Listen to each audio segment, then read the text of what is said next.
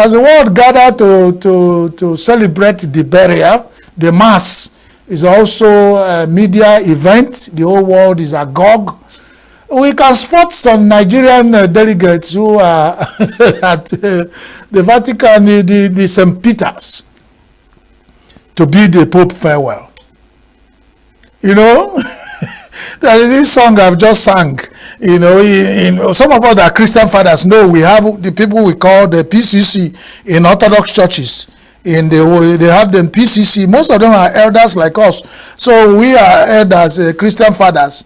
As you were singing the song, in the sweet by and by, we shall meet on the beautiful shore. Among Nigerian delegates, they will be looking at, you know that these nuns, the Reverend sisters and all that, beautiful, some of them very beautiful. So among our Nigerian delegates that went there, I'm sure as they're singing in the St. Peter's, some of them won't be looking at in the sweet by and by. You know, say, that sister is beautiful. I'm not saying anything.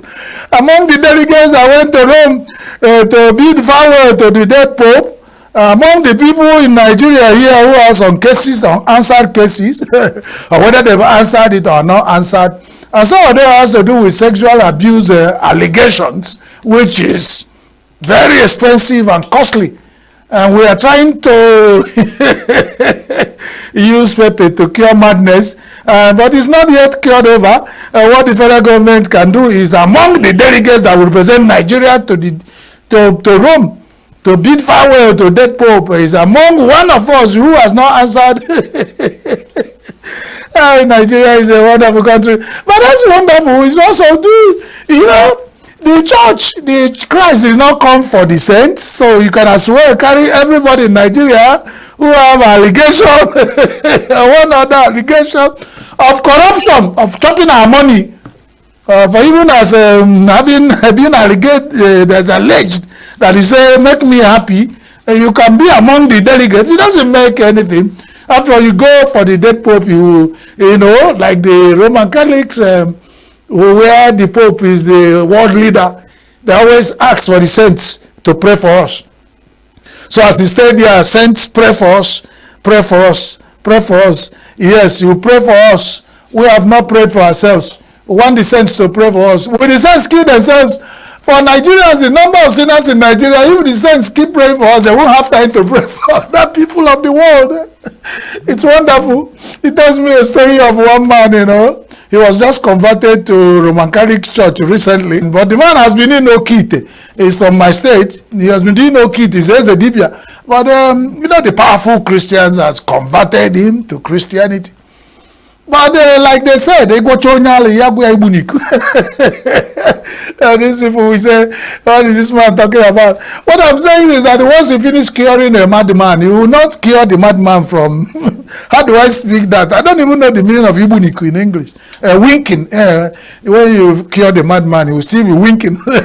After some time, he will wink for you to know that he came from a constituency. I entered the bus going home, and the bus driver was saying, bus stop, there's a bus stop of along the way to my house. There's a psychiatric hospital, a federal psychiatric hospital in ENUGU. So the bus driver was saying, the bus stop of all those people who, in the Ntamu bus stop. I didn't understand what the man Nigerians are wonderful people. They turn everything into a joke. He said, Ntamu bus stop. Those bus stops where you stop and you see a lot of people will be, they wouldn't Ntamu. In Igbo, Ntamu means murmuring. So if you get to that bus stop where you see a lot of people murmuring, you don't need to bother. That's what they're talking about. You will know already where the bus stop where you find yourself, you know. So you have to be careful there. When you see people, you don't talk about it. So as we bid the Pope farewell, among our delegates who have gone to bid Pope farewell, you know, I find there when they're singing in the church, somebody will be using eye to look at to admire the sisters, the Reverend sisters and the nuns who are in the cathedral. They're probably looking for who will make me happy or not. I hope they come back with another church And I trust among them we have the piteous Bishop Kuka. But incidentally, he's not the leader of the delegate, he's just a member of the delegate, and other people. By the time Nigerians return from that delegate to go and bury the Pope, you come back, all the killings in Nigeria would have stopped. I mean, just go to Rome, bury the dead Pope, pray, and then do, when we come back, all our sins are forgiven. And we come back fresh, and we start all over. That is what we are hoping. So it's just about that. It won't stop Pope from going to where he's already gone. All these ones are ceremonies. But Nigeria would have saved the Pope that embarrassment, because along the line where the Archangel Peter and all the ones Gabriel are trying to receive the Pope, they will look back at the people who are paying, who are just assembled to wish his soul well, and they will spot some Nigerians. They will say, who are those? They seem to come from, I'm not saying anything, but if the angels look back and see among the people who are bidding the Pope farewell, they will say, are those ones among the well, Pope, goodbye, Pope Francis. May the angels of heaven sing you to sleep. Whatever Nigerian delegates are coming, they will not stop the angels from singing you to sleep. And like we said, your death will become a lesson for us to learn in Nigeria. In one other platform, I have said, it reminds me, I like singing songs as a Christian father. We said, fading away like the stars of the morning. When you hear this kind of song, the church I worship with, the Anglican church, the Orthodox Anglican, the Methodist, the Lutheran church, the Baptist, they sing a lot of hymns during the time of burial. And the Roman Catholic too, we all sing and we pay a lot of respect for the dead. And so it means that we're fading away like stars of the morning. Do Nigerian politicians know that? The delegates that are going to bid for power, did they know that we are fading away like stars of the morning? And he was not there to happen. Because along the line, one day, somebody will lie, no motion, and then everybody will start singing Requiem High Mass. That's it, and that's it. So do we think about that day for us all? Do we reflect as Nigerians in all our endeavors? Beyond politics, in our economic endeavor, health, all the sectors of Nigeria, do we remember that one day we will fade away like stars of the morning? Like Pope Francis are just faded away. And all the pomp and pageantry and ceremonies of burial, some people will look at it, they say, some people will look at how Pope is buried and they wish they are dead to be buried like that.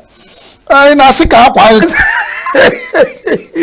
you want to be buried like Pope? Are you Pope? You end that kind of burial, and even at death, you have a choice how you want to be buried. If you die like a thief, you will be buried like a thief. If you die like a corrupt Nigerian politician, you bury you as one. If you die like a saint, like Saint Francis the Pope, you bury you as one. Whatever a man sow, he will reap. That's all. So goodbye, Pope, and we're expecting the Nigerian delegates, that is if they did not jackpot. The Nigerian delegates will not come back. They will just use the opportunity. They're going for the burial of Pope and jackpot, because it doesn't pay you that you go to bury Pope and come back to hell. So like this, Nigeria, Nigeria will help thee.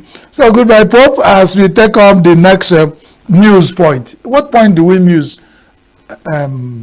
Remind me. Okay. Political defections. Political defections.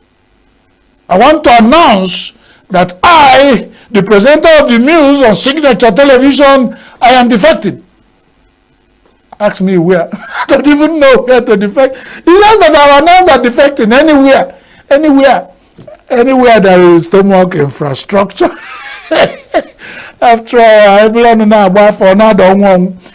Tell me, Just notice that I am ready to defect. Tell me where to defect to. If I'm a Nigerian politician, where I will defect to will be very, very, very clear, because we have been told that if you join that particular party, all your sins will be forgiven. And all of us are making effort. Well, now we know that we have a party in Nigeria where we join. We don't need to die again to go to heaven. You know, all our sins are forgiven, so it's heaven. It's Eldorado. Just join that particular party. 90 million flies cannot be wrong. Join them to eat what they eat.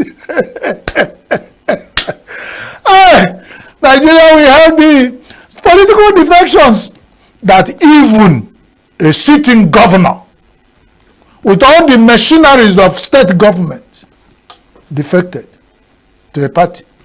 And in Nigeria, we all kept quiet and accepted it. And take it as the new normal. Nigeria. Who did this to us? I don't have any issue with defection. As I'm sitting here, I've announced my own defection. But I cannot defect with a signature television. If I want to defect, I leave their studio, leave everything they are doing, and just defect to anywhere I want to. I can ask for a defect to hell. But I shouldn't be drawing people who do not want to defect, drawing them to defect. What would that be? How do you describe that? Is defection by force? If we vote you as a representative of a state, you are not there for everybody and for nobody. You suddenly decide that a complete over 5 million people that make up a state that is also a legitimate member of the Federal Republic of Nigeria, all of us, over 5 million people should join one party overnight without due consultation. What is our offense that we have elected you as governor of our state? And nobody's talking about it, oh. Hey, God. Hi, Nigeria. Who will write this story, this history? Have we given up on Nigeria? Are we giving up on our democracy? Are we saying that nothing can be made out of our democracy? Is it how this leg Nama go take reach Omaya? This is how we are going to get to become a very strong democratic nation. We believe that we need to make mistakes. But some of these ones are not mistakes. How can somebody deliberately climb a tall palm tree, get to the tall palm tree and just remove his hand and they just say, God will catch me when I fall? Is God catching you? Are you, even if you are his son, Jesus? Even Jesus did not try God to that extent, because when the devil asked him to fall down, the angels will catch you. He said no. And he used the word, he said, do not tempt your God. You shouldn't tempt your God by doing that. But you see, in Nigeria, we do anything. You see, a whole politician, he climb up to through mandate with one mandate, climb up to with mandate B, get up there, and then leave his hand to fall into another mandate A. You call that Nigerian version of democracy? God forbid. For how long are we going to remain in sin for grace to abound? The Igbo Bible said to fiakwa. And that is what I believe in. That one makes more meaning. Because if I speak them in English, it will be God forbid. But if you say it in Igbo, to fiakwa, it makes sense. Nigeria, to fiakwa. For how long can we be defected from one party to another without due process? And we have constitution and Nigerian legal luminaries that are not interpreting it. So meaning we are taking the voters for granted. These are the same people who will come out tomorrow, beg them to vote for us. And we believe they will trust us. Because if you ask them to vote for us in party A, 2 months after, we can jump ship to party B without due apologies, without explanation, because it's politically right for us to do so. Without due consideration of the people who actually gave us the mandate. That is if there was, they get there with that mandate. Because if we didn't get there with the mandate, which mandate are you going to recall back to? Nigeria. But then even Nigeria is telling us, that musician say, don't cry for me, Argentina, cry for yourself. Why should we pity Nigeria? We should pity ourselves. Nigeria has been there before we come. And we all be here and go. Nigeria will still be here. Soldier go, soldier come. We are deliberately with open eye destroying Nigerian democratic system. That means we never deserved it. Some people paid with their lives to get us to this level. You know, my people talk say, na children wey no sabi wetin they call war. For Igbo language, you know no sabi what they call war. They call am aya, aya. In war, in Igbo, aya is aya, war. But small children that doesn't know what aya is, call it aya, aya. You don't blame them. They don't know what war is. Most of us who witnessed the Nigerian Biafra Civil War, when they are talking about another war, we take it with pinch of salt.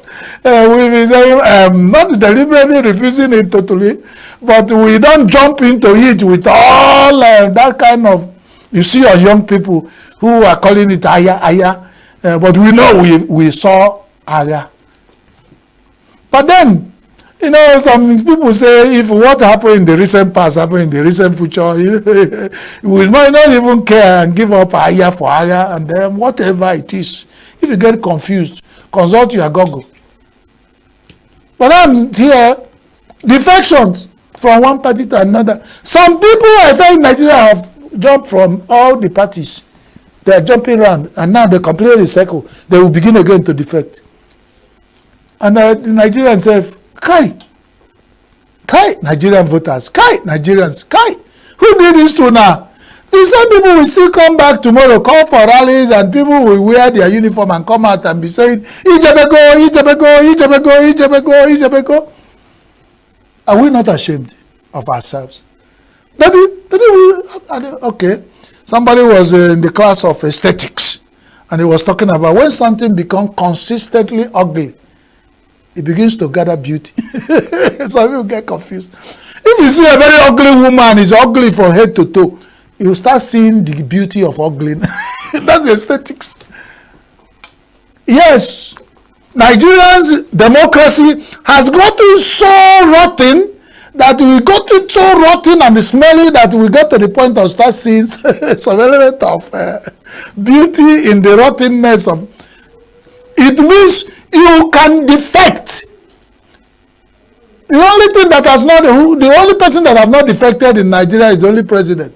Of course, he has no reason to defect because he's a strong man. Everybody is defecting to the center. We are not defecting to the side. Good luck, Nigerians. Keep defecting. Keep defecting. As you are jumping ship, make sure the ship stops before because a ship can be, see ship in the ocean. You think this is a high motion. If you don't calculate very well, you jump and you jump into the ocean and you hear boom. That's it. And some of the people who have jumped ship, I'm sure they jumped into boomness. Don't ask me. Time will tell. Let's go. There's this one I saw today. It's high medical bills has forced Nigerians to get prescription from the internet. Yes. High medical bills has made Nigerians, you go to hospitals. I've been to many hospitals recently. I don't see people again. You go to their wards, you don't see anybody. Anybody you see lying there is like, it doesn't have, is not internet savvy. People go on the internet to get one lawyer. In the internet now, the AI tells you how to fall sick and how to get it cured. You can Google it. If I want to fall sick, what to do? AI with. Then now that I'm sick, what do I do? AI will answer. Now that I'm sick, what medicine do I? You recommend all those ones. My only problem is that it doesn't recommend African herbs because it's not yet on the international brand. The AI does not. Artificial intelligence does not recognize African herbs. So all those of one Noya concoctions we make, we have not patented them for AI to pick them and put them in the repository, the repository of AI knowledge that is managed and shared by the internet. And then, by the way, even as much as in Nigeria, one of my brothers from Onitsha founded was a very strong man on the internet history. Where is it today? What brands we have in Nigeria, in Africa, that is recognized by AI? So, Isimpi and Apampi fall sick, AI will recommend Oyibo medicine. You go to the chemist, buy Oyibo medicine. The only thing is that this part of the world where we are, NAFDAC has told us that almost 90% of our drugs in our market are fake. So you go, double wahala for dead body. You fall sick, yes. You don't go to the hospital, yes. You go to the internet, yes. Internet prescribe for you, yes. You now go to the Nigerian market, yes, to buy fake drug. Case closed. Fading away like the stars of the morning. That's the next song we hear after that process is completed. Otiku. According to my Yoruba friends, they say Otiku, that is a case closed. You don't die. What happened? All the 60,000 Nigerian medical, over 5 million, when you put them together from medical doctors, nurses, are jackpot in the last few months. So how many left? So the few that are left here cannot serve the remaining. We are not up to 200 million again, no, because terrorism has reduced Nigerian population by over 20% in the last 2 months. Some people will want to quote me, and quote you. Just go to AI, ask the same question that I said. You will get the answer. Everything is AI now. You get sick, go to AI on the internet. You ask him, I'm sick. He will tell you even what kind of sickness that is worrying you.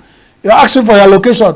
Say, AI, I'm a Nigerian. What do you think is my sickness? He will say, ha! He will line up all the sicknesses for you. You pick one. And I say, AI, what the medicine do I? You will give you so many medicines you could pick. Then you go to Nigerian market to buy.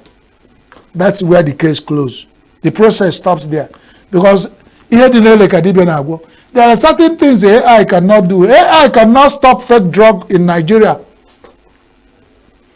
No matter how NAFDAC have tried, NAFDAC has not even employed AI to help them in fake drug system in Nigeria. They can only go to Headbridge Market in Onitsha, close the market, ready the market at night, without the people who own the workshop, the shops, and cut away whatever they cut and declare whatever they think is fake drug. They send Nigeria. Who did this to us? I say I get confused. That is what I want to talk. They say this man, you want to talk nothing, another enter my mouth. That's why they say is muse. Don't use the other one. No. You know, one madman in my place. Why they say he's mad is he'll be saying one thing, another thing will enter his mouth. I'm talking about the Nigerians getting prescriptions for their medical issues from internet, and then the issue of fake drug came in. The issue of Headbridge Market in Onitsha came in. And the issue of how NAFDAC raided the market came in. And what they cutted away came in. How they cutted it away came in. No one is against the cutting away fake drugs. But the manner of cutting is what we are faulting. Because if you remove flare from the body of a dog, you better show it to the dog. Otherwise, the dog will bite you thinking you are pinched it. How can you want to stop fake drug? You suspected the market in Nigeria is filled with fake drug. You gathered the security to help you to raid the market. But you have to go when the markets are locked. You invaded the market, broke shops, cutted away goods. There's some viral video of some shops that were located near the medical shops. And then they were not dealing on medical materials. The woman was dealing on beauty and accessories and grooming materials, and then everything was scattered away. So you start imagining what has clothes and shoes and women's clothes and shoes and bags and those high brands had to do with fake drugs. It all shows that human beings still remain humans. No wonder Jesus Christ, when they brought the woman who committed adultery, alleged, he said, if you have not committed sin before, throw the first stone, and then the case closed. So all those ones who are raiding the drug market, cutting it away, if they know they have not taken fake drug before,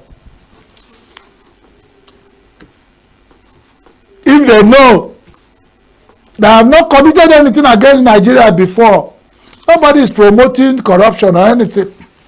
let us begin to do things the right way so that we don't leave suspicion and issues on the trail of any policy or government policy and decision that will be very defined and out. But because of our humanness in it, we bring in fault into it. That's what we are saying on the news. So before some of you misquote me, don't just go and do the wrong thing, do the wrong thing the right way. It can never work because they don't meet. Light and darkness can never meet, no matter how you try.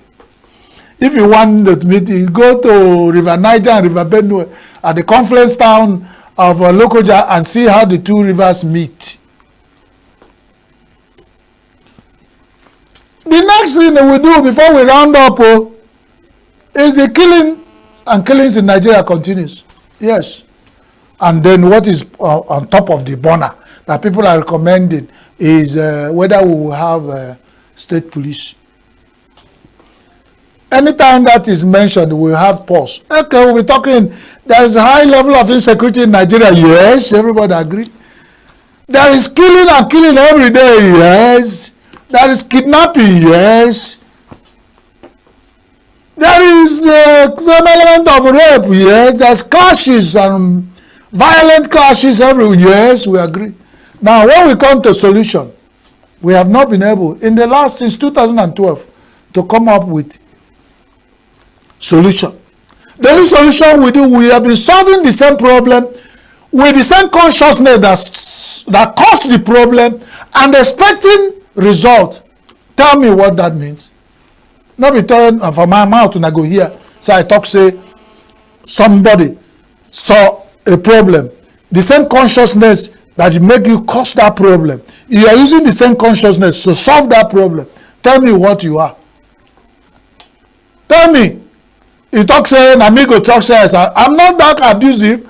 I grew up in a generation where we respect people. You know, we respect people. We don't use bad word against our people. But what do you call such things? So how will the problem get solved? We have our Nigerian security personnel who are 24 hours in the front line, dying, sacrificing for us. We have done that for a long time. Why don't we try some other things? As you use the mortar, they pound something for your house, for the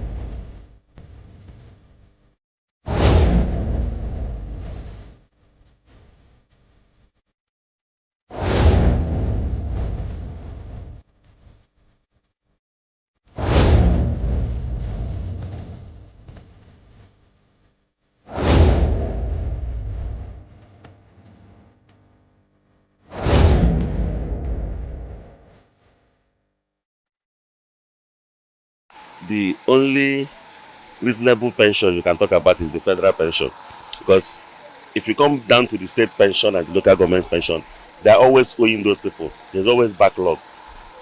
But even with the federal pension, I retired from Nigerian Navy, the way they are being paid is too poor, the pension is too low, and all the contributions people made with PENCOM and defense and stuff is not really being well attributed to them in the way it's supposed to be. Most of them don't have housing. It's not only about paying people pension, you should consider their housing, post-housing, after service. Where do those people live? How do they survive? Do they have a farm? Is there any government intervention in helping them alleviate the pains of the current economic hardship? Like now, the government is even dragging to pay 100,000 for the minimum wage, and the pensioners are still receiving.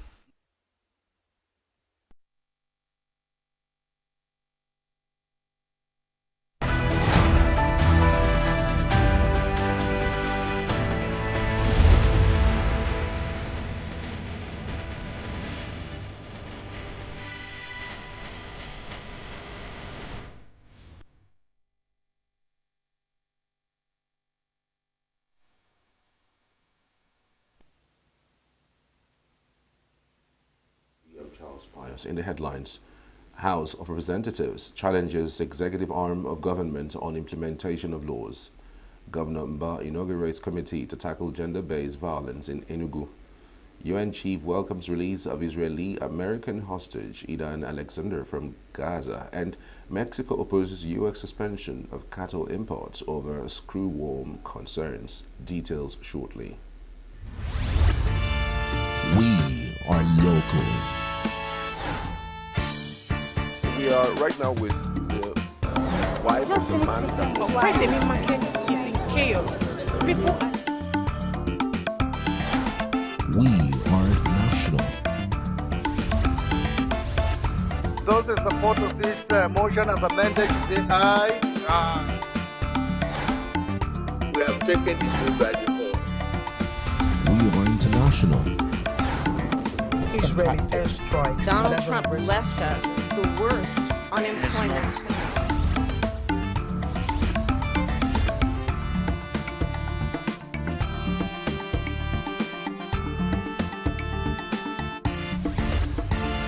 Signature TV, news in your pocket. The Speaker of the House of Representatives, Tajudeen Abbas, says the 10th House has been very proactive and productive since its inauguration almost 2 years ago. Speaker Abbas made the assertion in Abuja on Monday at the inaugural policy dialogue on the legislative agenda of the House, which had top government officials and organizations at the federal and state levels in attendance. The Speaker said the dialogue is a clear demonstration of shared effort to promote parliamentary accountability, transparency, and a truly citizen-driven legislature. He said the goal of the event is not only to celebrate the House's achievements, but also to examine areas for improvement in the spirit of openness and democratic inclusion as the House marks the midpoint of its tenure and reflects on its journey so far. The agenda, according to him, encompasses 8 broad priority areas that address Nigeria's diverse needs, including strengthening good governance, enhancing national security, revitalizing the economy, reforming the laws, and promoting social development. The event was organized by the Office of the Speaker in conjunction with the Policy and Legal Advocacy Center, the National Assembly Library Trust Fund, and the UK International Development.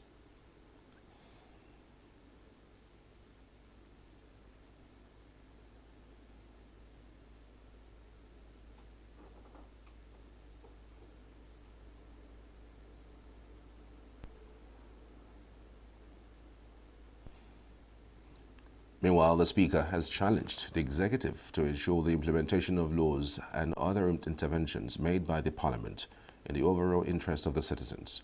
Speaking at the inaugural National Policy Dialogue on the legislative agenda in Abuja, Abbas noted that the House has conducted robust oversight of the Executive over the past 2 years, investigating economic reforms and national security efforts. Recognize that passing laws is not enough. We must also ensure that they are implemented and implemented faithfully, and that government actions are almost always subject to scrutiny. In the past 2 years, the House has engaged in robust oversight of the executive branch, holding ministries, departments, and agencies accountable to foster accountability and transparency in governance. The Deputy Speaker, Benjamin Kalu, revealed that over 1,059 bills have been presented by the House for implementation. Has become a legislative powerhouse. Since June 13, 2023, the House has considered over 1,059 bills, spanning every facet of national life, from constitutional amendment, to sector-specific reforms in education, in health, and security, as well as the economy. The chairman of the House Committee on Monitoring and Evaluation of Implementation of the Legislative Agenda, Cyril Godwin, highlighted the importance of integrating inputs from stakeholders into the 8-point legislative agenda of the Green Chamber. Agenda of the 10th House surely green flags the House of Representatives as the Green Chambers, as the House of the People, or the People's House, the beacon and the bastion of our democracy, as it heralds a new era of purposeful alignment with global parliamentary best practices benchmarked by the key indicators of strategic focus, measurable impact, and parliamentary audit. The chairman of the Conference of the State Legislatures, Adebo Ogundoyin, called for the security reforms and some proactive intelligence-driven measures, as well as recruitment of unemployed graduates into security services as long-term investment. Security remains a paramount concern for every Nigerian. It is not enough to merely condemn acts of terrorism, banditry, kidnappings, and communal violence each time they occur. As legislators, we must enact laws and support proactive, intelligence-driven security measures, strengthen the capacity of our security agencies, and promote community-based policing. The Minister of Labour, Mohammed Dangiadi, urged the House to pass pending bills for the benefits of Nigerian workers and growth of the economy. It is in this regard that I make a passionate plea to the House of Representatives to partner with the Ministry to facilitate the speedy passage of the national labor laws, which will be brought before the House in a short time to come. These bills include Labor Standard Bill, Collective Labor Relations Bill, Occupational Safety and Health Bill, Labor Institutions Bill, the Nigerian Social Insurance Trust Fund Act 2010 to align with the Employers' Compensation Act, the National Directorate of Employment Act 2004, the National Productivity Act, and the Michael Omodu National Institute for Labor and Studies. The events also featured goodwill messages from various stakeholders and development partners. Has always been the implementation. Whether you're talking about allocation of resources, and then intervention from some other arms of government. I remember one of the cardinal points we had in the 8th Assembly legislative agenda was the issue of the sectoral debates. And we started it was going on very well. And then I had a call. Mr. Speaker, my ministers are complaining that you have prevented them from working. And it was just for a minister to show for just 30, 40 minutes, present in areas that we thought were very, very critical to the national economy, because then we were talking about diversification of our revenue sources.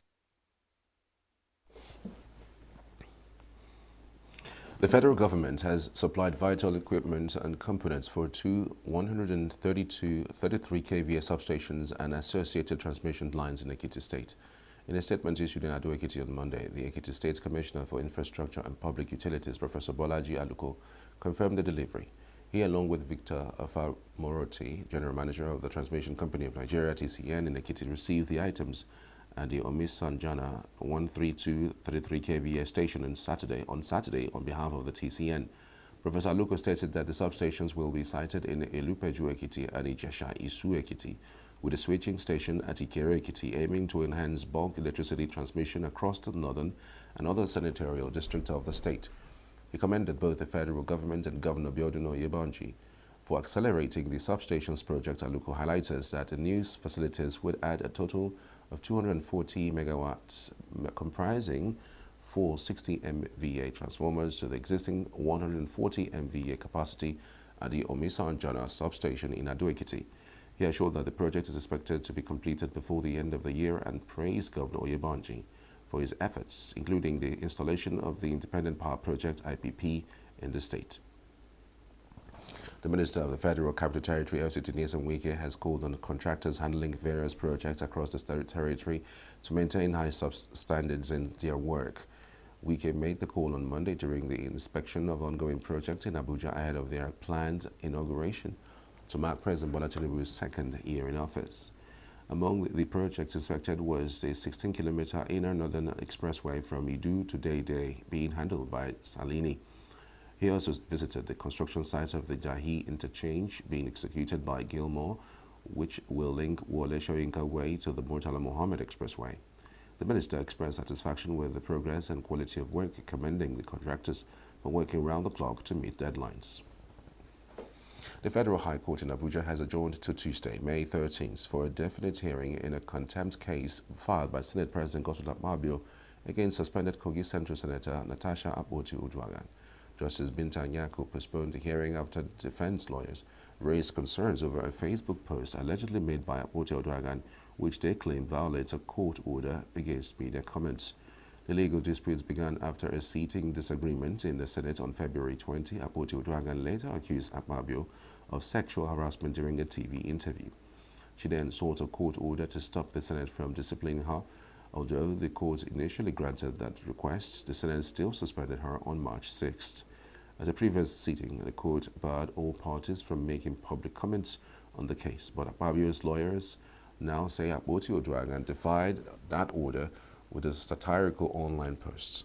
A lawyer denied the post related to the court matter and accused the defendants of contempt as well. Justice Nyako insisted the contempt allegations must be addressed before the main case can proceed. The ENUGU state government has officially launched a high-level steering committee aimed at eradicating gender-based violence across the state, declaring a policy of zero tolerance towards the issue. The inauguration ceremony was held at the Government House in ENUGU. The newly inaugurated committee is chaired by the Commissioner for Children, Gender Affairs and Social Development, Ngozi Eni. It comprises representatives from key government institutions, including the Nigerian Police Force, Ministry of Agriculture and Agro-Industrialization, Ministry of Local Government, Rural Development and Chieftaincy Affairs, Ministry of Human Development and Poverty Reduction, Ministry of Trade, Investment and Industry, Ministry of Justice, Ministry of Health, Ministry of Education, and civil society organizations.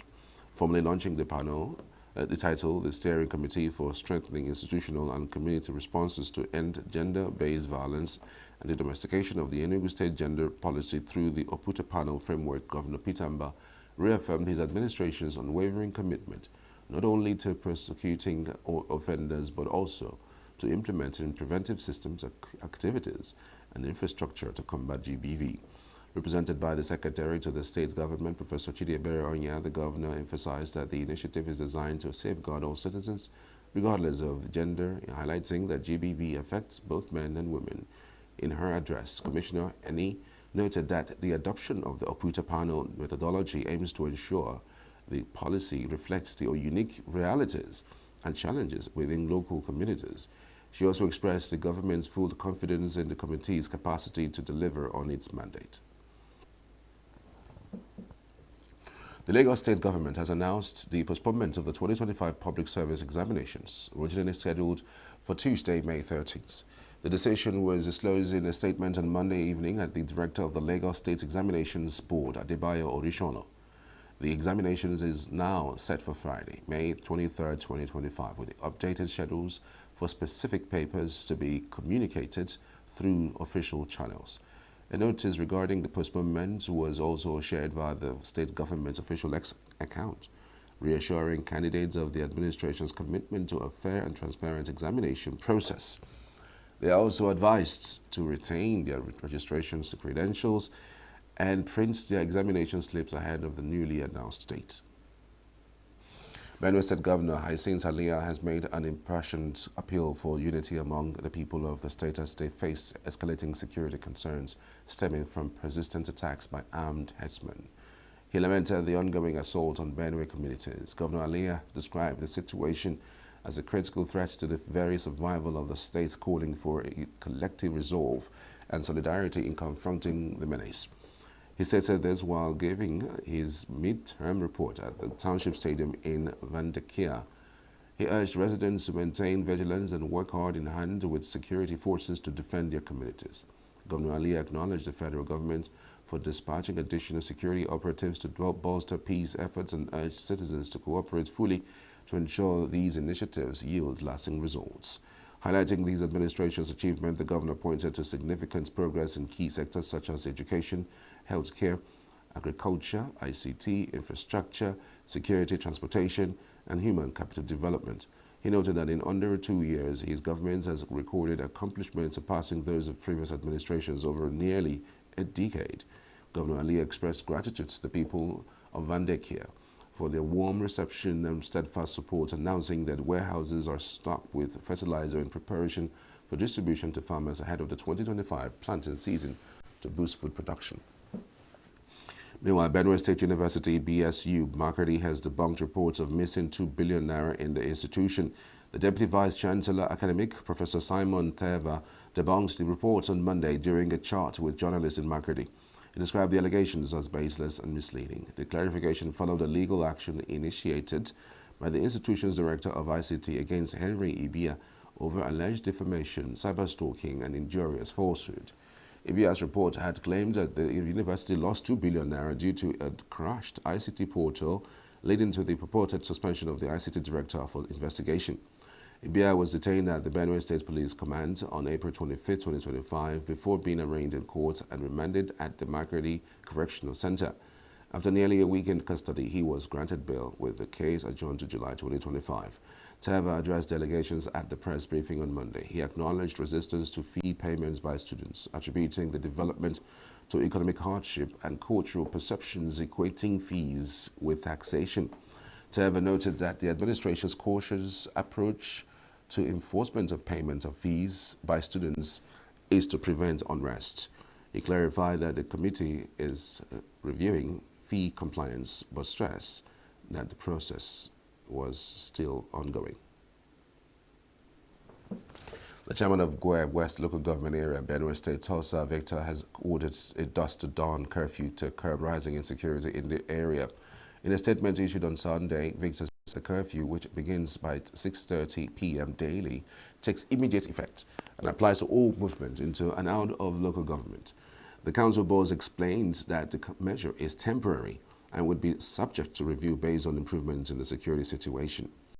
The decision comes in wake of a renewed violence in parts of Benue State, particularly following a series of deadly attacks on Friday, May 9, 2025, in the neighboring communities of Ayilamo and Jato Aka. At least 9 people were killed when suspected herdsmen launched coordinated assaults on both villages. In Jato Aka, over 20 armed attackers invaded the area, killing 6 residents and torching several homes. The violence later spread to Ayilamo, where 3 more people, including a livestock guard, were reportedly murdered. Still to come, Ibaz vows to tackle development challenges in Rivers local government areas.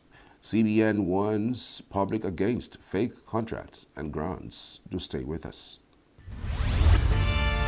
We are local. We are right now with the wife of the man that was... Why the main market is in chaos. People are... We are national. Those in support of this motion as amended, say aye. Aye. We have taken it by default. We are international. Israeli airstrikes. Donald Trump left us the worst unemployment.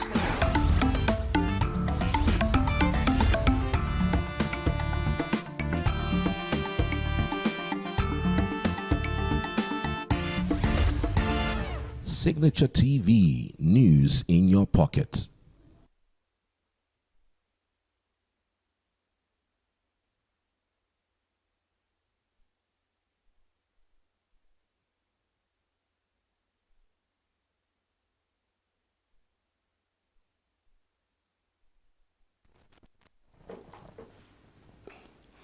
Welcome back.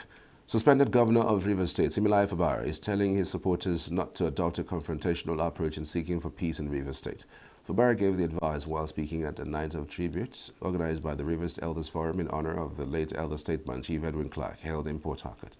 He noted that some of the remarks and actions of his supporters were unnecessary and contrary to his personal principles of pursuing peace in the midst of a political crisis in the state. Fubara, who said that he now enjoys peace of mind and appears even healthier since stepping aside, emphasized the importance of drawing inspiration from the life and values of Chief Clark, particularly his commitment to justice, peace, unity, selfless service, and statesmanship.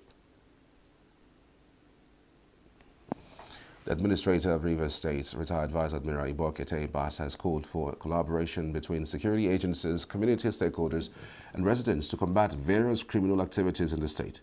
Ibas, who spoke during a town hall security stakeholders meeting held in the Opobo town in Opobo Nikoro local government area, decried a high rate of sea piracy, illegal oil bunkering, and oil vandalism. The sole administrator, who was represented by the Rivers State Commissioner of Police, Olubenga Adepoju, emphasized the need for collective efforts to safeguard critical government assets and infrastructure.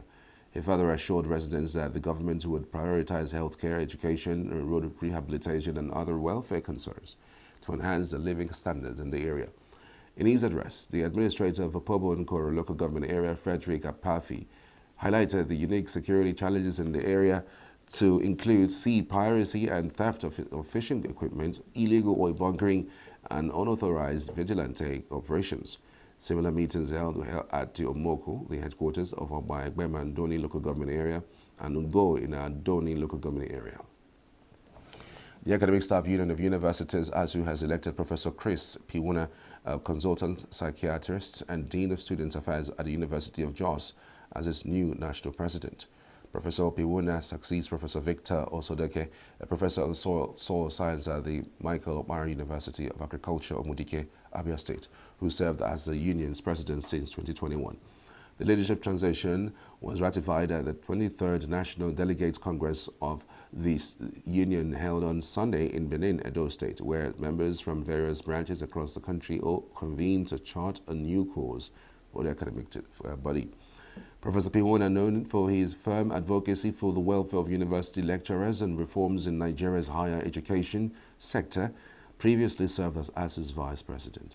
His emergence comes at a time when the union continues to engage the federal government on issues of funding, staff welfare, and autonomy of public universities.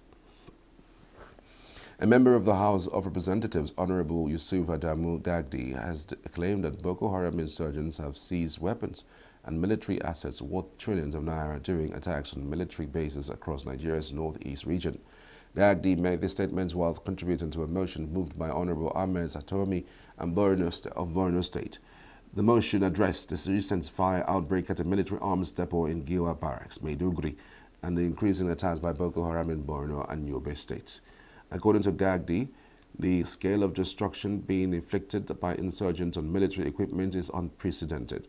He warned that failure to take swift and decisive action could have dire consequences, especially for elected leaders. Dagdi noted that the National Assembly had allocated significant funds for the purchase of over 40 combat vehicles and other weapons for the military, amounting to trillions of naira, to ensure the protection of citizens. The lawmaker cautions that continued negligence from the government and its security apparatus would erode public trust, posing a major threat to political leadership and national stability. The National Association of Nigerian Nurses and Midwives has called on the federal government to prioritize health workforce financing. It also called for the engagement of over 115,000 graduates, nurses eager to contribute their skills and expertise to the nation's healthcare system. The president of the association, Haruna Maman, made the remark at an event to commemorate the International Day of the Midwife and the commencement of the 2025 International Nurses Week. Maman said this year's events with the theme Our Nurses, Our Future, Caring for Nurses, Strengthening Economies, underscores the importance of a healthy nursing workforce. He called for immediate funding and workable solutions to safeguard nurses and midwives from emotional, mental, and physical difficulties. He noted that nurses must confront issues of negligence and attitude in patients' care that has so far tarnished the image of the profession. The Dangote refinery has effected another reduction in the ex-gantry price of its premium motor spirits below the publicly announced 835 naira per litre. The refinery has reduced its price to 825 naira per litre for its customers through a rebate of 10 naira after successful loading of product at the refinery. Sources say marketers are still paying 835 naira per litre for products but received a 10 naira refund after loading and evacuating them from the refinery. The covert price adjustment has allowed its customers and marketers to retail the product at a lower band of 830 to 835, outpricing importing marketers and private depot owners. Last month, the Dangote refinery effected a price reduction twice within the space of a week, crashing its gantry price by 45 naira from 880 to 835 naira per litre. This followed the restart and full implementation of the naira for crude agreement with local refiners after an earlier suspension. Efforts to get an official reaction from Dangote spokesperson Anthony Chiejina on the price reduction were futile. The Central Bank of Nigeria has warned Nigerians against engaging with individuals and groups peddling fictitious contracts, loans and financial grants purportedly issued or endorsed by the Apex Bank. In a statement issued on Monday by the CBN's Acting Director of Corporate Communications, Hakama Sidi Ali, the Apex Bank said its attention had once been drawn to the activities of fraudsters falsely claiming to represent or act on behalf of the bank. It warned that the bank does not award contracts or disburse funds through unsolicited channels such as emails, phone calls, SMS, WhatsApp, or any social media platform. It also does not request payment of fees in exchange for such benefits, nor does it engage intermediaries or third parties to offer financial services or opportunities to the public. The bank reaffirmed its commitment to safeguarding the financial interests of Nigerians and said it was working closely with security agencies to investigate and curb fraudulent activities. The World Bank has said that Nigeria's economy recorded its fastest growth in about a decade in 2024, driven by a strong fourth quarter and an improved fiscal position. During a presentation on Monday, the bank's lead economist for Nigeria, Alex Sainart, said Nigeria's economy grew by 4.6% year-on-year in the fourth quarter of 2024. Quoting high-frequency business indicators, he said the economy continued to expand in early 2025. The bank launched the Nigeria Development Update Report in Abuja on Monday. The report is a biannual in-depth examination of selected economic and policy issues and an analysis of Nigeria's development challenges. Nigeria's annual inflation rates dropped to 23.18% in February 2025, its lowest level since June 2023, from 24.48% in January. Meanwhile, the food inflation eased to 23.51%, marking its lowest rate since September 2022, compared to 26.08% in the previous month. The core inflation, which excludes the prices of volatile agricultural products and energy, quickened to 24.43% from 23.01% in the previous month. On a monthly basis, consumer prices rose by 3.90% in March, accelerating from 2.04% in February. The World Bank expects Nigeria's economy to grow by 3.6% this year. The country's foreign exchange reforms have created a market-reflective, unified and stable exchange rate, allowing the central bank to rebuild official reserves, now exceeding $37 billion, Sainat said. Sainat said government revenue rose by 4.5% of GDP last year, a remarkable achievement driven by removal of foreign exchange subsidies, improved tax administration, and higher remittances. Still to come, Turkey's Erdogan says PKK dissolution will usher in new era for democratic politics. IPL to resume on May 17th after India-Pakistan ceasefire. Visit more after the break. To stay with us. Every second, every minute, every day, news is breaking. Events occur and there are new developments. At Signature TV, we follow these stories objectively, bringing all sides without bias, explaining the complex issues, breaking down the numbers, and investigating the issues behind the news. Anywhere and everywhere, near or far, wherever the news is, we will be there. Signature TV. News in your pocket.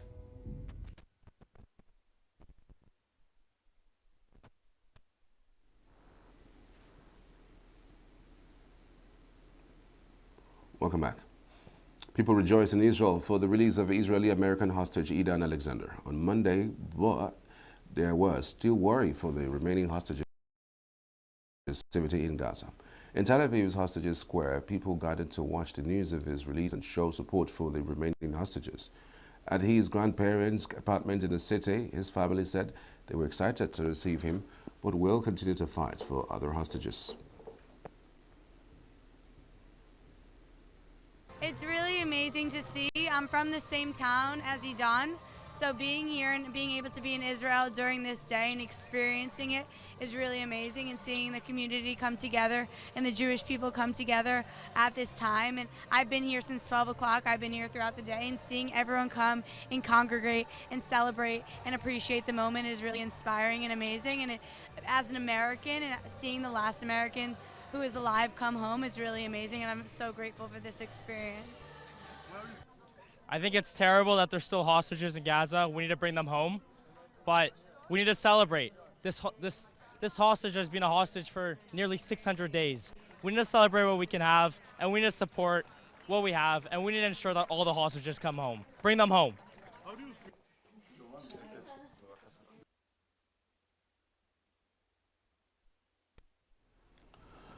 Alexander was released 19 months after he was taken hostage by Hamas during its deadly raid on southern Israel on October 7, 2023. His release after four-way talks between Hamas, the United States, Egypt, and Qatar could open the way to freeing the remaining 58 hostages held in Gaza Strip, with only 20 believed to be alive.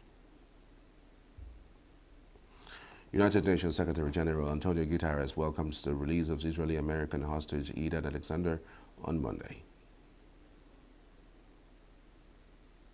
That the Secretary General welcomes the release of Idan Alexander, an American-Israeli national who'd been held hostage in Gaza since the 7th of October 2023.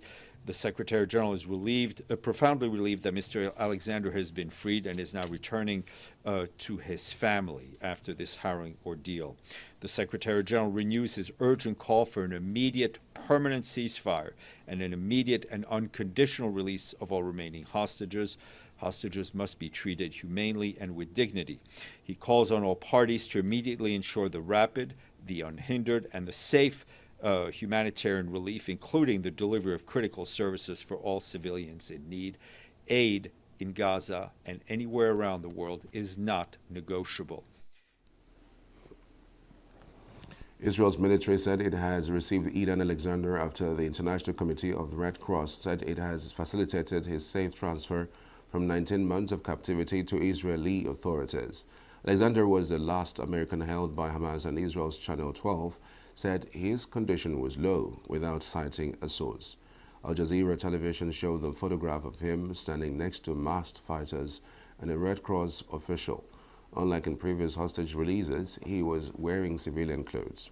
Fighting halted at midday in Gaza after Israeli Prime Minister Benjamin Netanyahu said Israel would pause its operations to allow safe passage for the hostage release. Hamas said it was freeing Alexander as a goodwill gesture to U.S. President Donald Trump, who is visiting the region this week. Israeli Prime Minister Benjamin Netanyahu addressed the public in a recorded statement Monday, saying the return of Israeli hostage Idan Alexander was a very emotional moment. Netanyahu thanks the diplomatic efforts of Trump and stated Israel's military pressure and Trump's political pressure were a winning formula. This is a very emotional moment. Idan Alexander has returned home. We embrace him and his family. This was achieved thanks to our military pressure and the diplomatic pressure exerted by President Trump. This combination is a winning formula. I spoke today with President Trump. He told me, I am committed to Israel. I am committed to continuing to work in close coordination with you, to achieve all our war objectives, to release all the hostages and to defeat Hamas.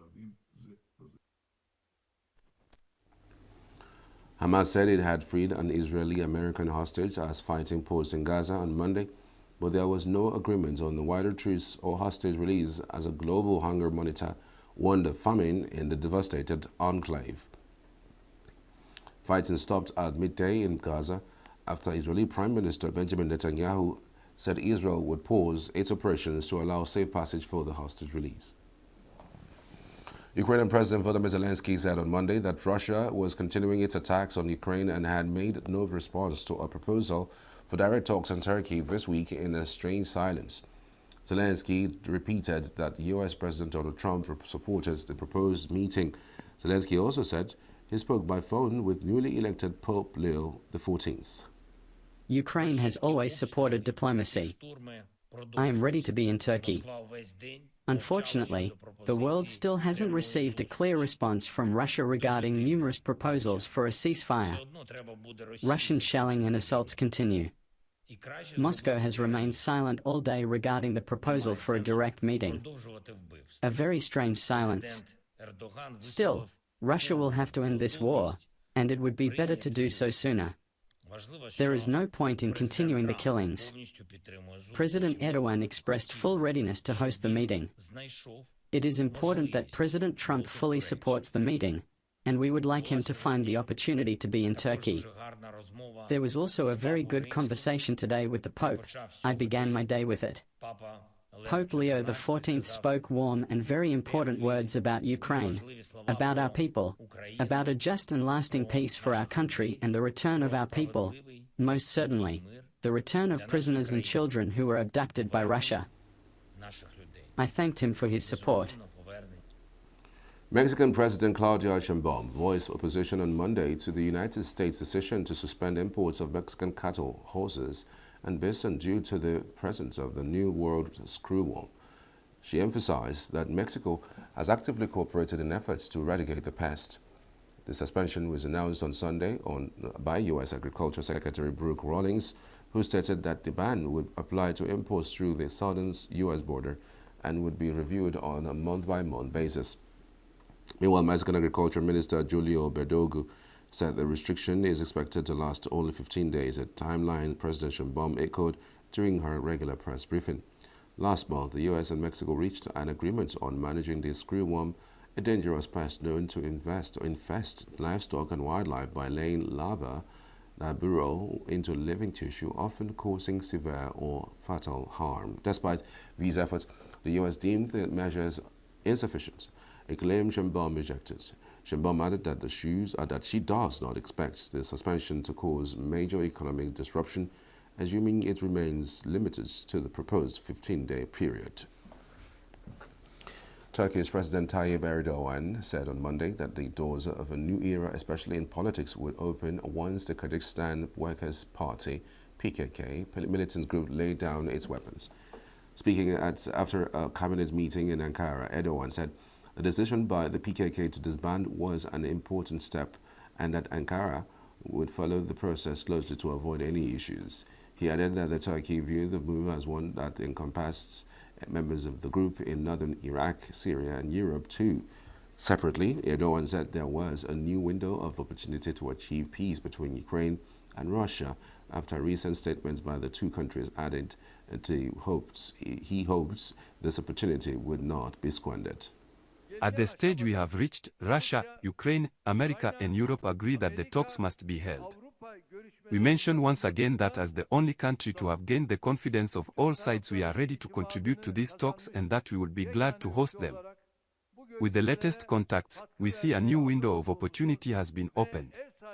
We believe that, God willing, this time the opportunity that has arisen will not be squandered. The terrorist organization, Kurdistan Workers' Party, PKK, has announced that it has decided to dissolve itself and hand over the weapons. We see the decision as important in terms of cementing the security of our country, the peace of our region, the everlasting brotherhood of our people. We evaluate this statement by the PKK as a decision that covers all the extensions of the organization, especially in Syria and Europe, along with northern Iraq. With the complete disengagement of terrorism and violence, the doors of a new era in all aspects, especially regarding the strengthening of the democratic capacity of politics, will be opened. The PKK, which has been locked in deadly conflict with Turkey for more than 4 decades, decided to disband and end its armed struggle on Monday. It is designated a terrorist group by Turkey and its Western allies. Chinese Foreign Minister Wang Yi met on Monday with foreign ministers and representatives from 7 Latin American and Caribbean countries visiting Beijing for the 4th China-CELAC Forum ministerial meeting set for Tuesday. Wang, also a member of the CPC Central Committee's Political Bureau, held talks with officials from Cuba, Uruguay, Peru, Venezuela, Guyana, Nicaragua, and Colombia, focusing on deepening bilateral ties and promoting regional cooperation. In talks with Cuban Foreign Minister Bruno Rodriguez Parilla, Wang reaffirmed China's long-standing commitment to its friendship with Cuba.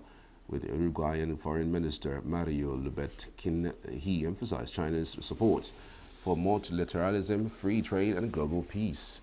During his meeting with Peruvian Foreign Minister Elmer Shala Salcedo, Wang highlighted mutual support on core interests and called for further strengthening the comprehensive strategic partnership. Speaking with Venezuelan Foreign Minister Wang Yale, Wang called for stronger global South unity and greater outcomes from the forum.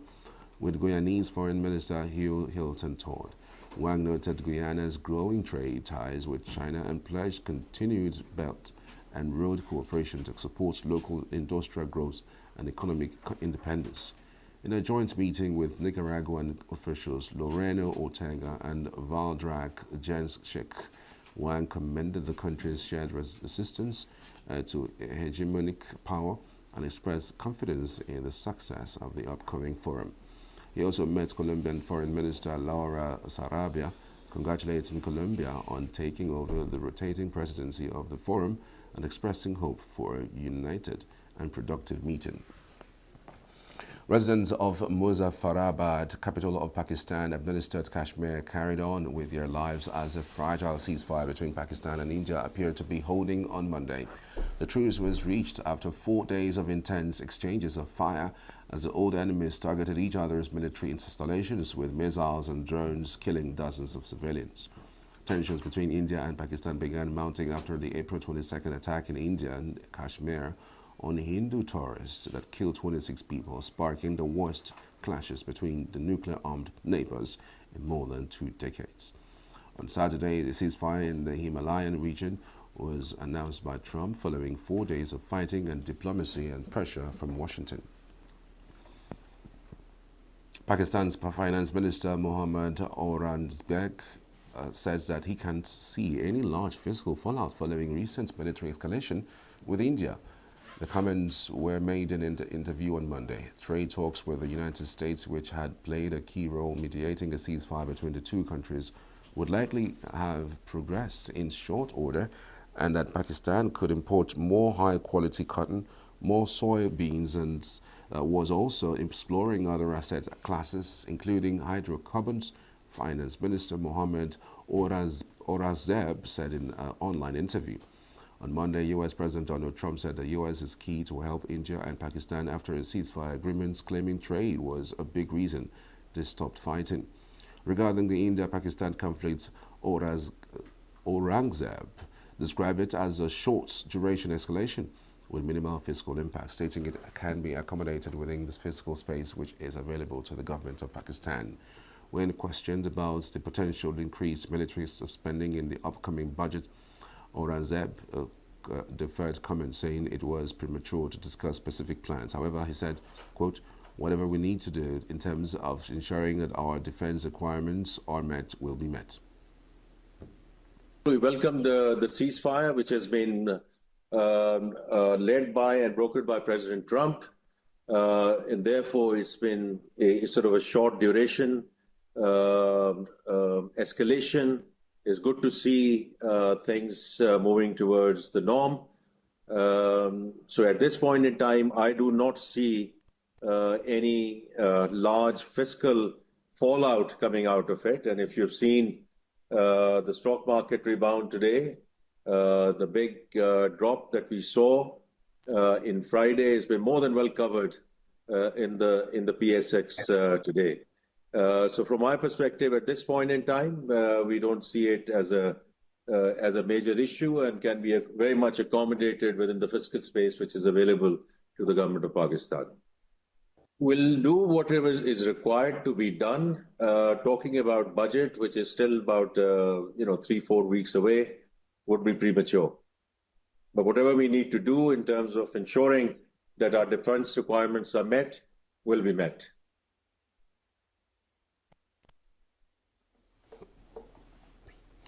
Tensions between India and Pakistan began mounting after the April 22nd attack in India, Kashmir, on Hindu tourists that killed 26 people, sparking the worst clashes between the nuclear-armed neighbors in more than 2 decades.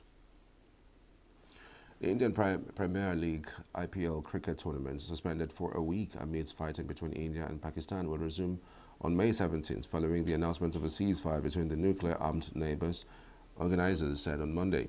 The IPL Governing Council took the decision to suspend the tournament last Friday after consulting franchises and players as India and Pakistan extended their worst fighting in nearly 3 decades. The IPL still has 12 group matches left, which will be played in the cities of Bengaluru, Jaipur, Delhi, Lucknow, Mumbai and Ahmedabad. An IPL match in Dharamsala on May 8th was abandoned midway through the organizers, citing a power outage, while another game at the same North India city was shifted to Ahmedabad because of the border tension between being postponed. A number of non-Indian players left the country after the league's suspension. The Pakistan Super League has yet to announce a date for its resumption. The Pakistan Cricket Board initially decided to move the last 8 PSL games to the United Arab Emirates, but last week said it had postponed the matches on the advice of Pakistan Prime Minister Shehbaz Sharif. India and Pakistan have clashed since India struck multiple locations in Pakistan that it said were terrorist camps in retaliation for the deadly attack in its troubled region of Kashmir last month, in which it said Islamabad was involved. Pakistan denied the accusations, but both countries exchanged cross-border firing and shelling, sent drones and missiles into each other's airspace, and left dozens of people dead. Italian Carlo Ancelotti, one of the most decorated managers in the world football, will become Brazil's coach after leaving Real Madrid at the end of the season.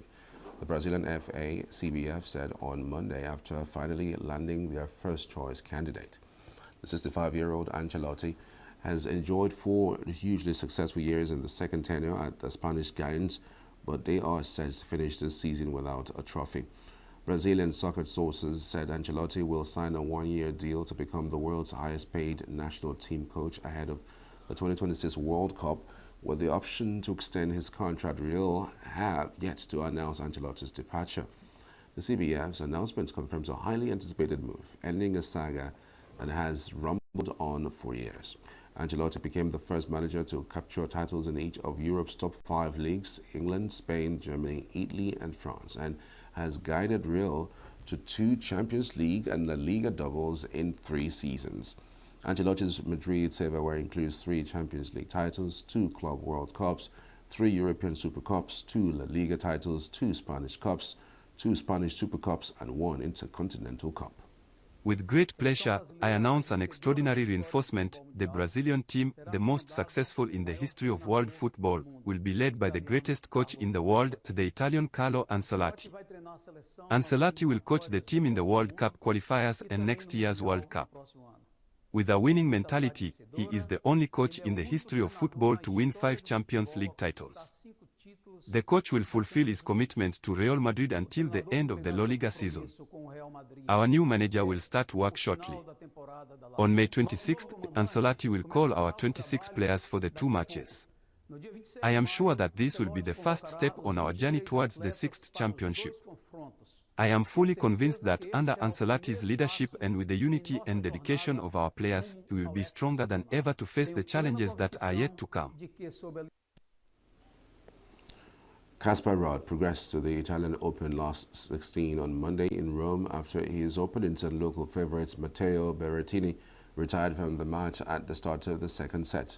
Ruud was 7-5, 2-0 up when Berrettini, who withdrew during his third-round match against Jack Draper due to an abdominal injury in Madrid, was again unable to finish the match.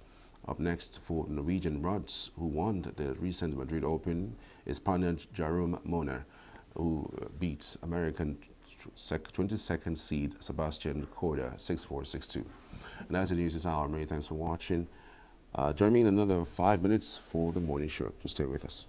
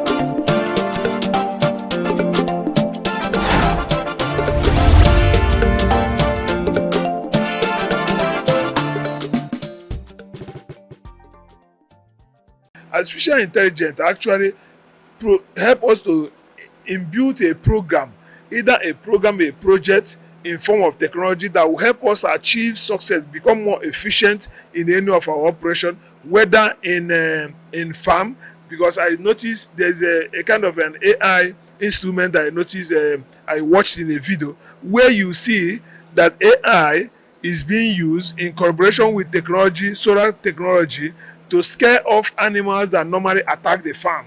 You know, it will blow bugle, make different sound, you know, even release a gunshot sound.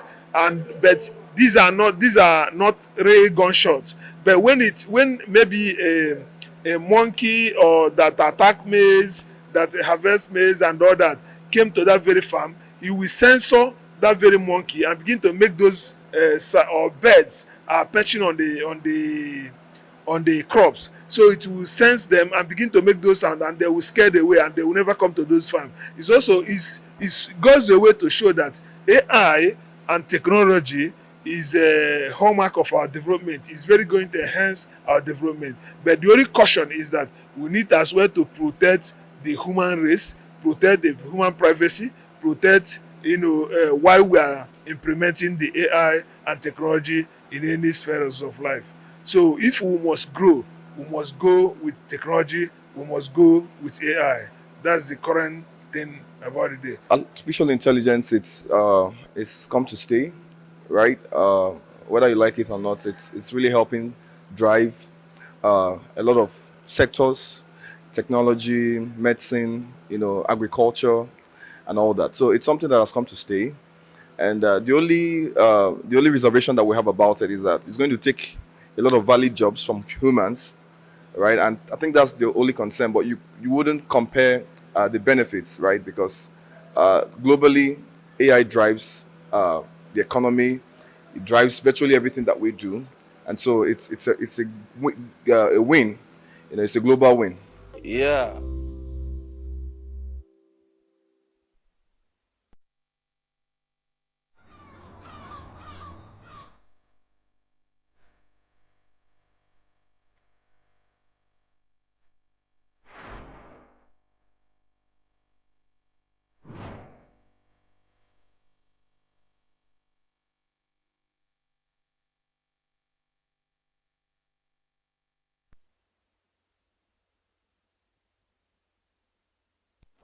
May 13th, 2025. Good to have you, everyone.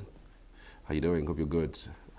Okay, Charles here. It's a morning show here on Signature TV, and it comes your way every single weekday mornings from Mondays to Fridays, from 8 a.m. all the way until it's 11 a.m. So today we have a whole lot coming up for you. We have, the role of mothers in breastfeeding. We'll explore that even much more. We'd also look at other issues as it relates to the visits of the president to Anambra State. There are a whole lot of persons who think that there's some political undertone to his visits. We'll explore that and see where that takes us to. So stay with us. It's going to be one interesting show you'd like. All right.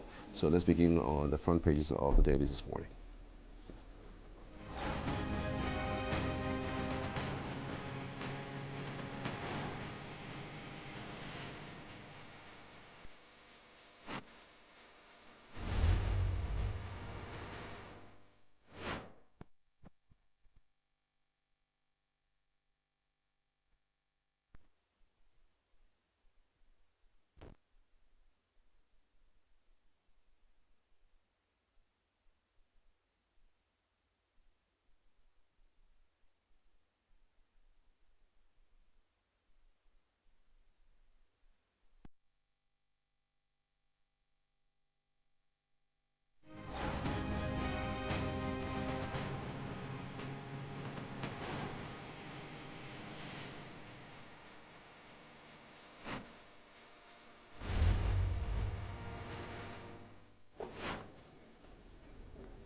We begin on the Nation newspaper this morning. And on the Nation, economy grew or recorded fastest growth in nation, or fastest growth in 2024, says World Bank.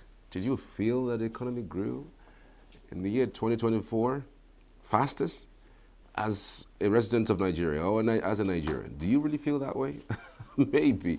the economy really does not think the way most of us are thinking. Anyways, in other developments, Wike Fubara came to me with 2 APC governors. JAMB opens probe into UTME glitches. Security under Tinubu, key gains, emerging challenges. And we also have on The Nation this morning, FEC OK's plans to reduce costs of medicines, create jobs, with the rider Medipool to drive down cost, improve access to high-quality pharmaceutical products. PDP governors rally to hold party together. All the details you can find on The Nation newspaper. Now we're moving over to the Nigerian Tribune. On the Nigerian Tribune this morning, World Bank, Nigeria's economy needs to generate better jobs and reduce poverty. All right. Well, it's the same World Bank that said that the economy grew by some percentage in 2024. It says the Nigerian economy needs to generate better jobs and reduce poverty. And with the writer, commends Nigeria's growth trajectory, says economy recorded fastest growth in about a decade in 2024, wants pace of growth to accelerate further, projects inflation to fall to average to 0.1% in 2025. JAM engages IT experts to review 2025 UTME. Wabara declares PDP revival as BOTS inaugurates new members. Federal government raises 1.093 trillion naira via Sukuk to fund infrastructure development, says DMO. Wike warns PDP over 2027 presidential tickets, says Fubara visited him with 2 APC governors. Wike warns PDP over 2027 presidential tickets, says Fubara visited him with 2 APC governors. Federal government to overhaul underperforming discos. All right. Tax reform bills, reps set up conference committee to harmonize with Senate. UK ends overseas social care visas in major immigration shakeup. Unijos Professor Piwona succeeds Osodeke as ASU president. All the details you can find on the Nigerian Tribune.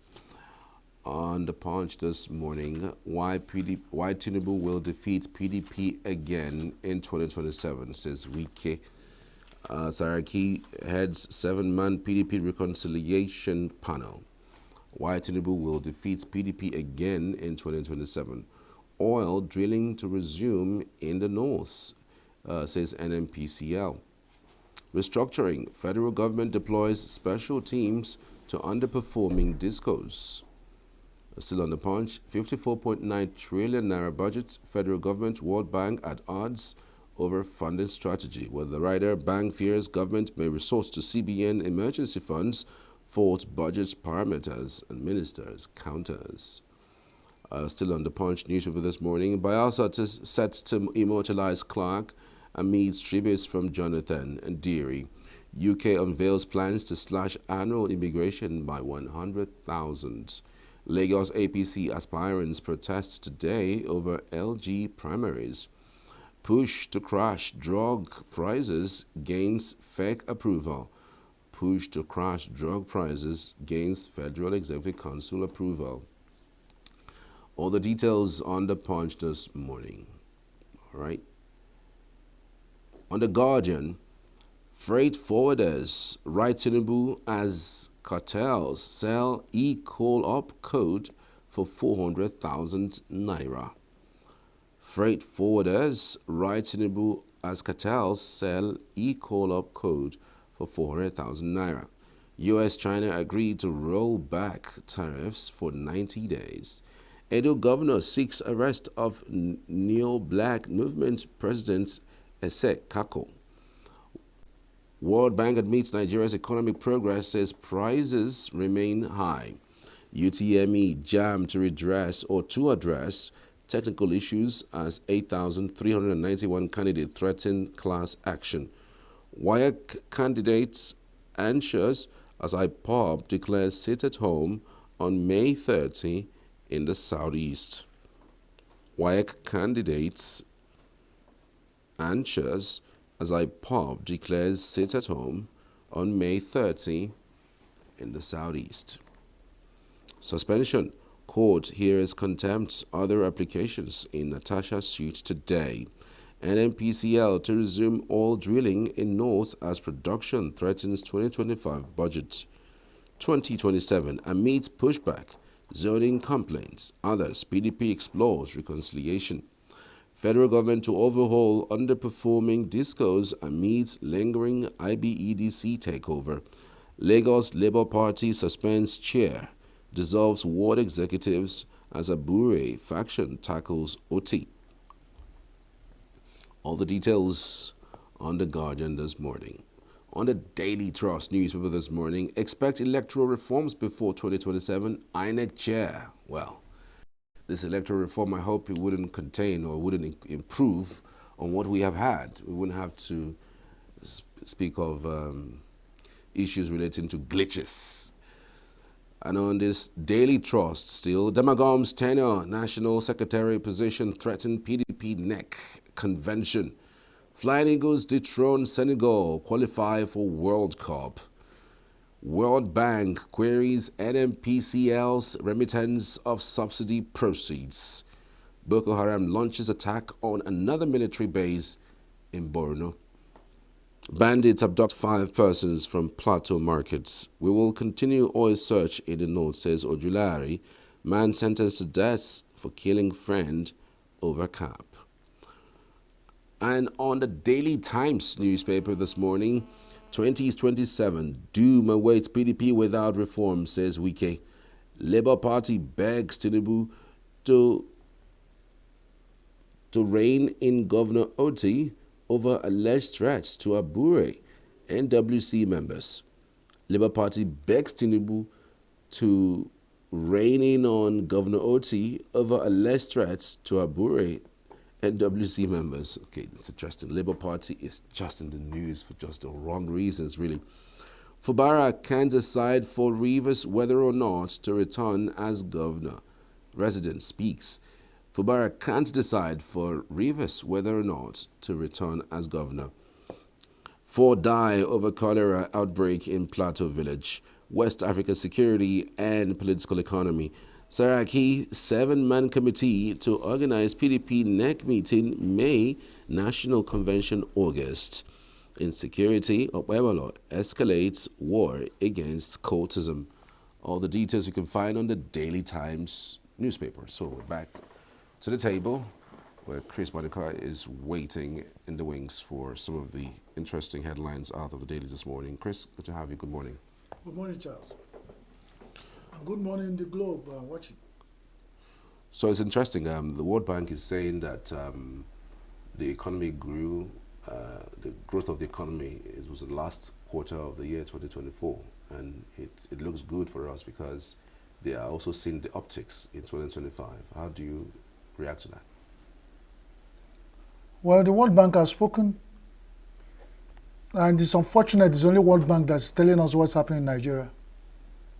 From far away where the World Bank is, though they have the office here, but the office they have in Nigeria is not is only, I think, probably the spy glass, a spy lens of World Bank to spy on Nigeria and tell us when we are due to go to toilet. They say, hey, Nigeria, you can go to toilet now. But what is happening to our agencies that are in charge of our economy? They are not telling us nothing. If IMF did not tell us, World Bank did not tell us, no, Nigeria, we have NBS, Nigeria Bureau of Statistics. They don't tell us anything. So World Bank has spoken again. Nigeria, good luck, congratulations. Your economy is growing. But we are here. We have not seen any signs of growth anywhere. Where is this growth? The banks who are laundering money in circulation that are pushed by corrupt politicians to make the one they are smiling and declaring billions and trillions. Why Nigerians are suffering? Is that growth? You know, I don't understand. If you do not take charge and do your own thing, Strangers will always come to tell you how these things are. Why is it that the World Bank is in every time? Before we wake up, World Bank will tell you your economy has grown. And we sit and wake up. How much is fuel being sold in the street of Nigeria today? What is the indices for measurement? But what all this trash they put here, nobody can explain. How do Nigerians understand this? What is this that they put here? And the World Bank is said. And I think shame should catch us. These things are getting annoying every time you wake up. If IMF did not say, World Bank will say, G34 will say, are they the ones running this economy? Chris, we just have to leave it there for just a moment. So we are headed for a short break. We'll be back after this to stay with us.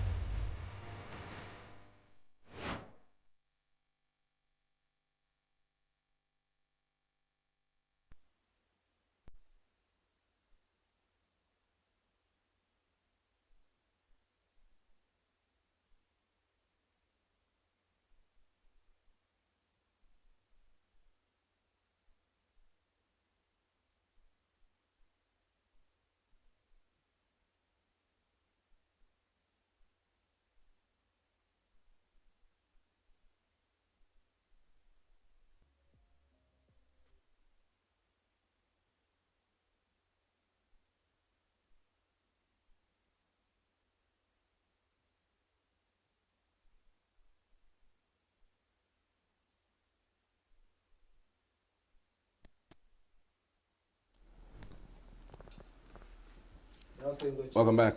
This is the morning show here on Signature TV, and we're still on the newspaper headlines and reviews. Chris Maduka was just so angry that the World Bank is the organization that is telling us what to do and how to run our own country. But it's really an interesting position that you're taking there. But even then, World Bank has statistics even much more than your NBS. That's an error.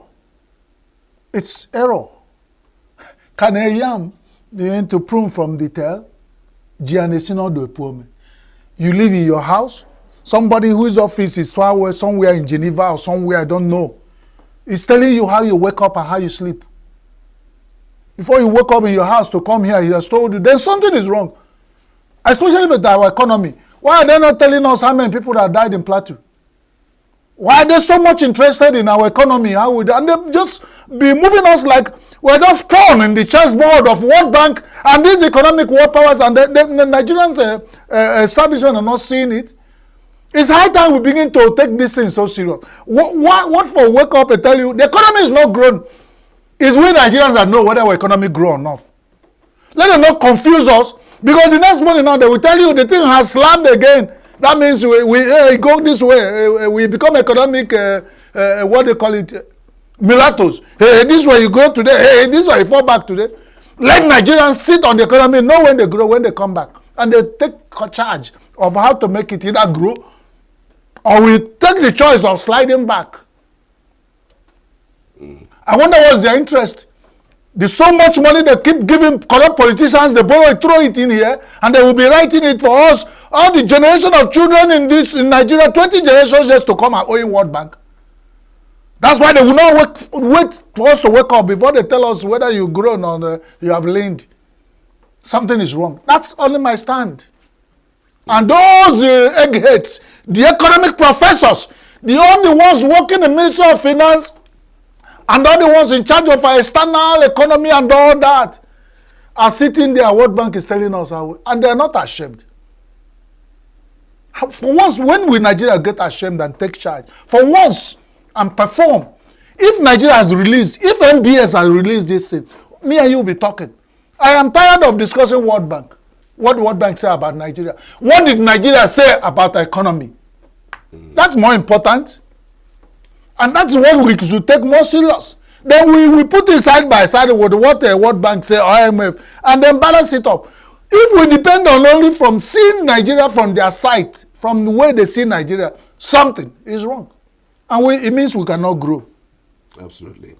Expect electoral reforms before 2027. INEC chair speaks. Who is the INEC chair? You don't know the INEC chair? No, I've forgotten. You know, as a Christian father, we have this telecom. I don't want to mention any brand. It comes and goes. So I've forgotten who is the INEC chair. Charles, help me. Don't bring me out. We're on live television. Are you asking me based on that? No, I'm asking that I've forgotten who the INEC chair is. What has that got to do with the reform? Is the INEC chair they said that we expect the reform? Is it not what you quoted? Mahmoud Yakubu. Oh, Mahmoud Yakubu. It hasn't long I didn't hear him say anything. He's still the chairman of INEC. Oh, thank you, Charles. It takes two to tango. Thank you for that reminder. So he has told us, Nigerians, be expectant. Mahmoud has said that we should expect electoral reform. Good luck, INEC. Good luck, Nigerians. You are making progress. When reform? I mean, we are moving up. Reform. INEC, reform. We are expecting it. Let what happened in the recent past not happen in the recent. Of course, that's why someone like me forgot who is the chairman of INEC. Because when you shit on your way to market, when you are returning, giant flies will welcome you.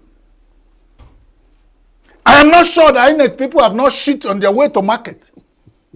I don't know what they expect when they say reform. Everybody will shout. If they have done very well in the recent past, if they say anything, everybody will get interested. I have forgotten we have electoral commission. I have. Even whoever is the, I think yesterday I saw in the when I flipped through that some two new rec have been sworn in. They are welcome. It is 2027 political soup that Nigerians are cooking. We don't know who will chop it. There's nothing they've not put inside. Yesterday I was telling you, there's nothing they've not put inside this soup. We have apple crop. We have pidi crop. We have apuga crop. There's nothing, we use one squid from NNPC. We have, all political parties in Nigeria are just cooking in one pot. And they say too many cooks spoil the broth. Now INEC is expecting reform. It's the same soup they're going to, when the political parties cook finish, INEC will reform. As at the last time, when they used to measure high in my memory, they were telling us that they are political umpire. The young people who are in school these days, the teachers should begin to teach them the difference between referee, umpire, and INEC. Because there's quite a lot of difference. They have told us reform. Who reforming using the stakeholders, or INEC sit down with the new appointed recs and all the people cook up and reform our electoral system. With approval of what? Are they independent, as they say? Because they have never been independent, they're supposed to be. Independent National Electoral Commission. That's what we are told they are. They cook reform and reform. So we are waiting. I can't stop their reform. I'm only saying, in the past, reforms have not worked. In the last how many years in Nigeria, no reform we have seen. The reform that God told us we had high hopes in 2023. What did the INEC reform got us? Beavers that worked in senatorial election, didn't work in presidential. Yeah, he's due to finish his tenure by October this year. You know what happened? The tenure, he should be finished. And of course, he has performed very well, so he should be given a second term. Our people say, when you do good work, the reward is more work. So we are not here, we are not the person who appointed him. Whoever is the chairman of INEC, he will finish his tenure, and good luck to him. Good luck. The history we write about the tenure of this particular chairman of INEC and what happened during his time. They should be there. If they are not there, their generations will be there to read their history of their grandfathers, what they did. Nigerians, soldier go, soldier come. The barrack remains. That is it. Even me, shouting here, I will go. Someday somebody will write my history. But I don't think the people here managing our establishments in Nigeria know about it. That's only my worry. They act as if there's no tomorrow. Remember that some of the problems we are suffering in Nigeria may be that some fathers ate grapefruit and their children are now having their teeth on edge. It's an error. It should be get to the time where if you sow, you reap.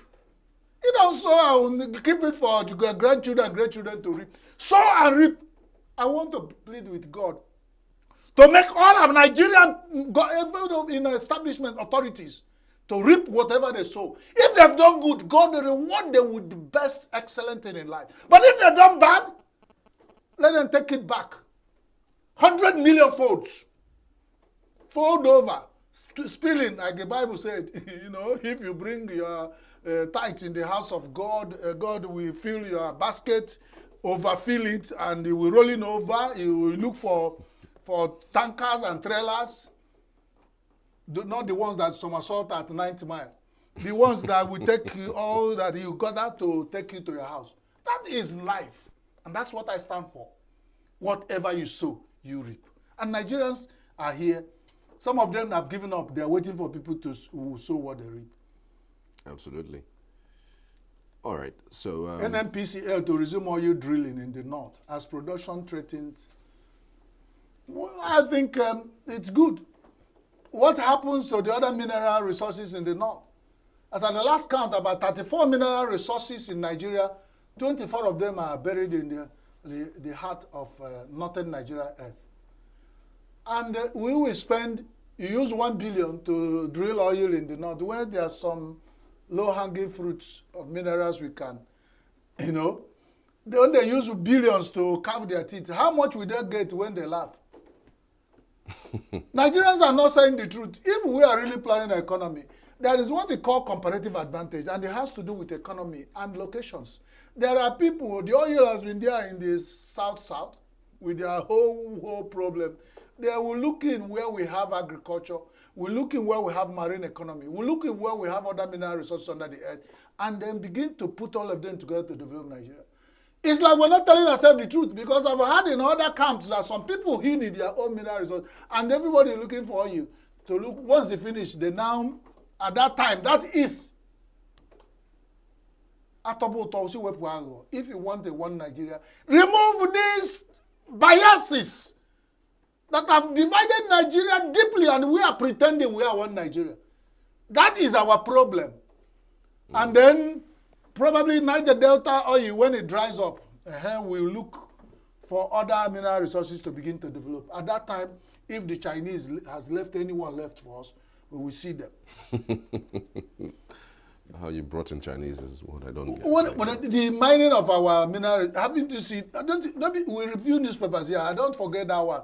My memory does not fail me in that. I know that they say the Chinese are controlling the mining sector in Nigeria legally and illegally.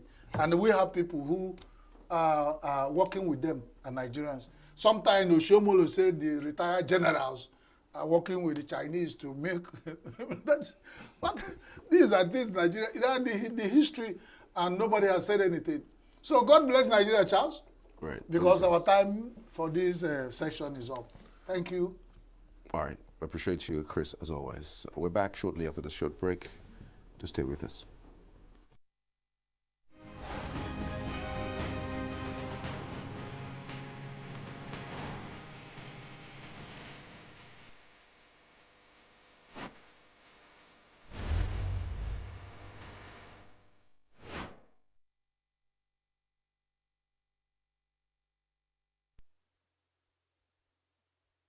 Every second, every minute, every day, news is breaking, events occur, and there are new developments. At Signature TV, we follow these stories objectively, bringing all sides without bias, explaining the complex issues, breaking down the numbers, and investigating the issues behind the news.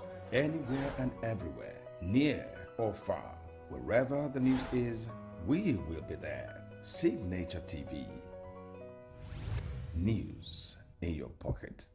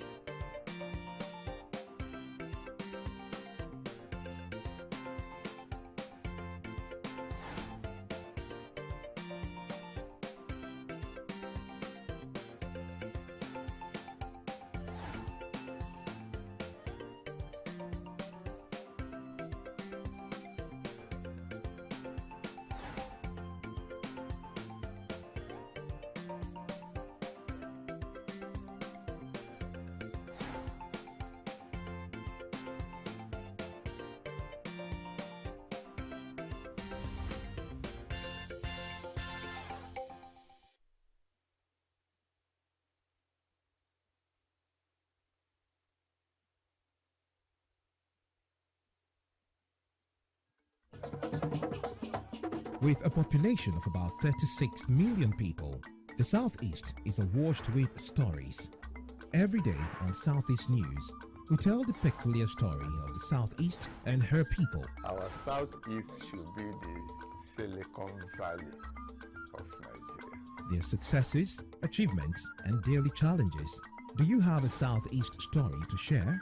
Community achievements and challenges, completed and uncompleted projects, bad roads, water scarcity, erosion, flooding, insecurity, or even disagreements? Bring it on to Southeast News. On Southeast News, no story is too big or too small. Southeast News. Let's tell our story.